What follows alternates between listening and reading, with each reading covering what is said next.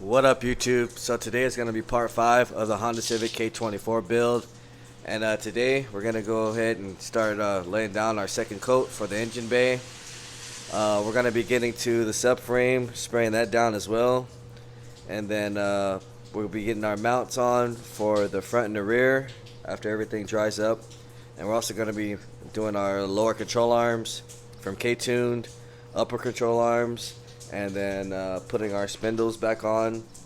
And we're also going to be putting on a new rack and pinion, which we got to open up the box and everything, so we'll get this up out of there as well. Hopefully by the end of this video we can have the motor dropped in too. I just have to get the valve cover kit and everything for this as well. Finish torquing down the rest, take all the tape off the transmission and everything. Yeah, so hopefully that's the goal for today. I know yesterday's video was kind of short because I accidentally erased some stuff, so sorry about that. But this video is going to be a lot better, longer, and hopefully a lot more progress on this one that you'll be able to see. So right now I'm going to go ahead and start spraying down this bay and finishing off of that. Then we'll get to the suspension, and then we'll come back and see what we're going to start with next.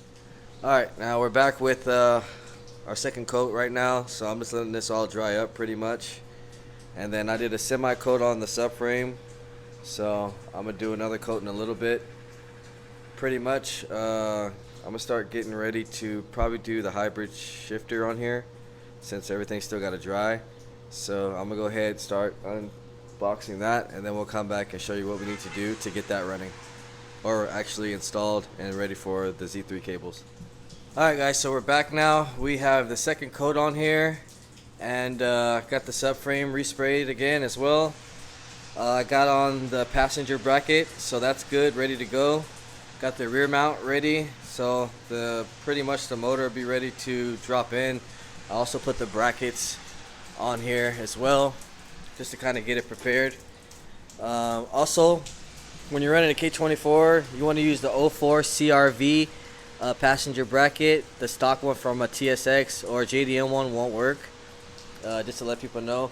The mounts I'm using are PLMs. I've never actually tried these ones before, but I mean, I've always used like Osiris or EMUSA or whatever. Those are pretty much all the same. These all mounts from Hasport to Innovative, they all do the same. Some just have different locations of mounting, and some are dual height and some are single height. This is just a single height one.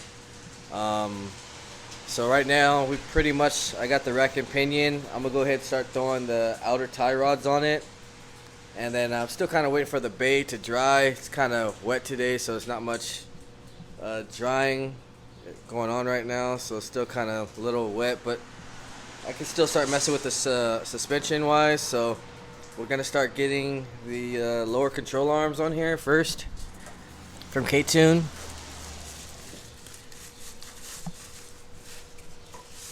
So we got these right here. You guys didn't check out the last video. So these are brand new. Basically, we're going to be installing these, the lower ones, and then we also have upper control arms as well. Unbox these real quick.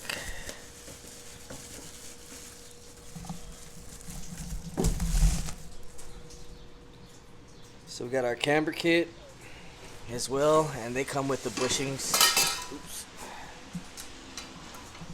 They come with the upper bushings and everything as well. So we're gonna get these going. Then we'll put the rack and pinion on, and then after that we can start putting our spindles on as well.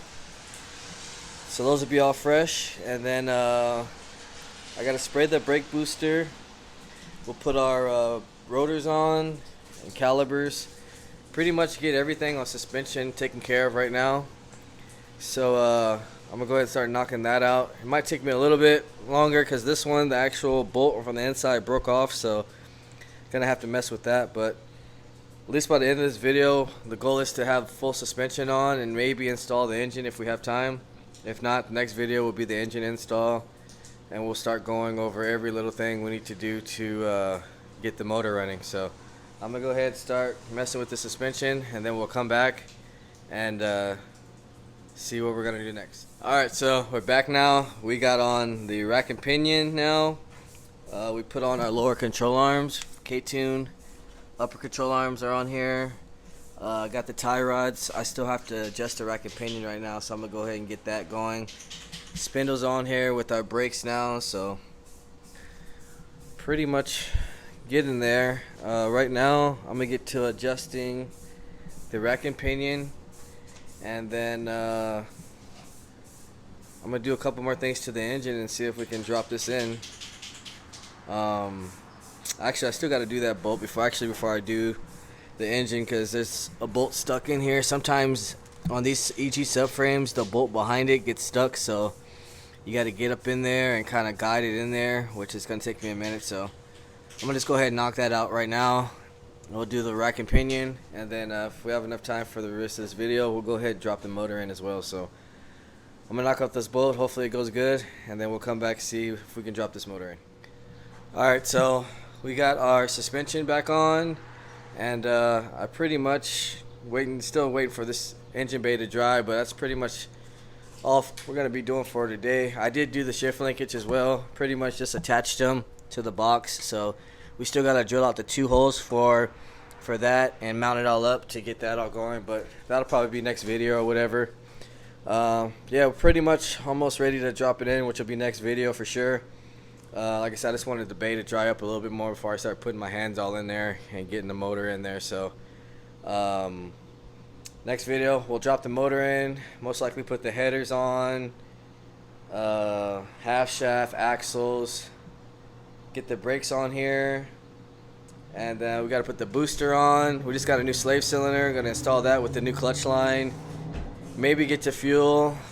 We got to put the fuse box, and I'm most likely probably gonna tuck the wiring harness through the fender. So mainly is just getting the motor in there. Once that, then everything will start flowing in.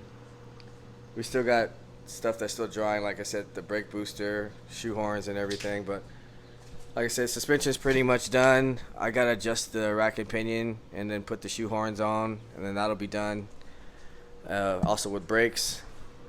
Other than that, yeah, we're pretty much getting there. So if you haven't, like, share, subscribe, comment, let me know what you guys think, and I'll see you guys in the next video.